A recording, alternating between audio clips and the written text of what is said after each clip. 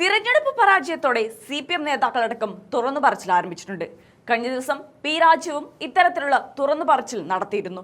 കമ്മ്യൂണിസ്റ്റുകാർ അഴിമതി കാണിക്കില്ലെന്ന പ്രഖ്യാപിത ബോധ്യങ്ങളിൽ വിള്ളൽ വീണിരിക്കുന്നുവെന്ന പാർട്ടി കേന്ദ്ര കമ്മിറ്റി അംഗം തോമസ് ഐസക്കിന്റെയും പരാജയം അപ്രതീക്ഷിതമായിരുന്നുവെന്ന മുൻ മന്ത്രി പി രാജുവിന്റെയും തുറന്നു പറച്ചിലുകൾ വെറുമൊരു തിരഞ്ഞെടുപ്പ് തോൽവിയുടെ വിലയിരുത്തൽ മാത്രമല്ല, പകരം പാർട്ടി ജനങ്ങളിൽ നിന്ന് എത്രത്തോളം അകന്നുപോയെന്നതിന്റെ യാഥാർത്ഥ്യത്തിന്റെ നേർചിത്രമാണ്. വികസനം മാത്രം നടപ്പിലാക്കിയതുകൊണ്ട് തെരഞ്ഞെടുപ്പുകളിൽ വിജയിക്കാൻ കഴിയില്ലെന്നും രാഷ്ട്രീയവും സംസ്കാരവും ഉയർത്തിപ്പിടിക്കേണ്ടത് അനിവാര്യമാണെന്നുമുള്ള തോമസ് ഐസക്കിന്റെ നിരീക്ഷണം പാർട്ടിയുടെ ആഭ്യന്തര ജീർണതയിലേക്കാണ് വിരൽ ചൂണ്ടുന്നത്. ഇവിടെയാണ് കമ്മ്യൂണിസ്റ്റ് പാർട്ടിയുടെ ഇരട്ടത്താപ്പ് വ്യക്തമാകുന്നത്. വികസനങ്ങൾ കൊണ്ട് മാത്രം ജനവിശ്വാസം നിലനിർത്താമെന്ന അമിത ആത്മവിശ്വാസമായിരുന്നു CPM-നെ നയിച്ചിരുന്നത്.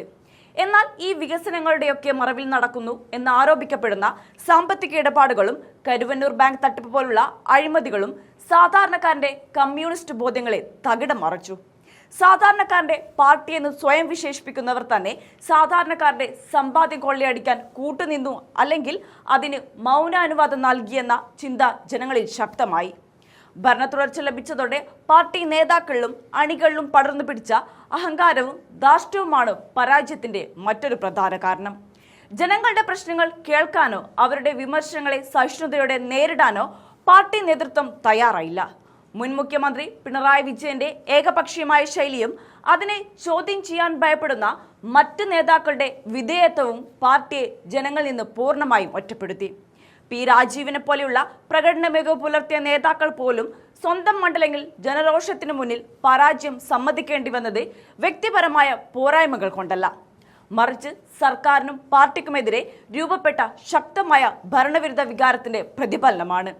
സ്വന്തം അണികളുടെയും നേതാക്കളുടെയും അഴിമതി പ്രവണതകളെയും ധാർഷ്ട്യത്തെയും സംരക്ഷിക്കുന്ന നയമാണ് പാർട്ടി സ്വീകരിച്ചത്.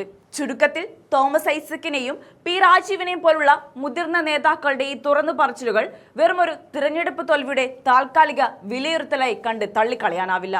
അഴിമതി ആരോപണങ്ങളോടുള്ള പാർട്ടിയുടെ മൃദു സമീപനവും ഭരണത്തിന്റെ തണലിൽ നേതാക്കൾ കാട്ടിക്കൂട്ടിയ ധാർഷ്ട്യവുമാണ് ജനങ്ങളെ പ്രസ്ഥാനത്തിൽ നിന്ന് അകറ്റിയത് എന്ന യാഥാർത്ഥ്യം ഇനിയെങ്കിലും നേതൃത്വം പൂർണ്ണമായി ഉൾക്കൊള്ളേണ്ടതുണ്ട്. ജനങ്ങൾ നൽകിയ ഈ കനത്ത പരാജയം ഒരു മുന്നറിയിപ്പാണ്. അഴിമതിയും ജനവിരുദ്ധ നയങ്ങളും തുടർന്നാൽ എത്ര വലിയ വികസന നായകരാണെന്ന് അവകാശപ്പെട്ടാലും ജനാധിപത്യം അവരെ തള്ളിക്കളയുമെന്ന ഓർമ്മപ്പെടുത്തൽ.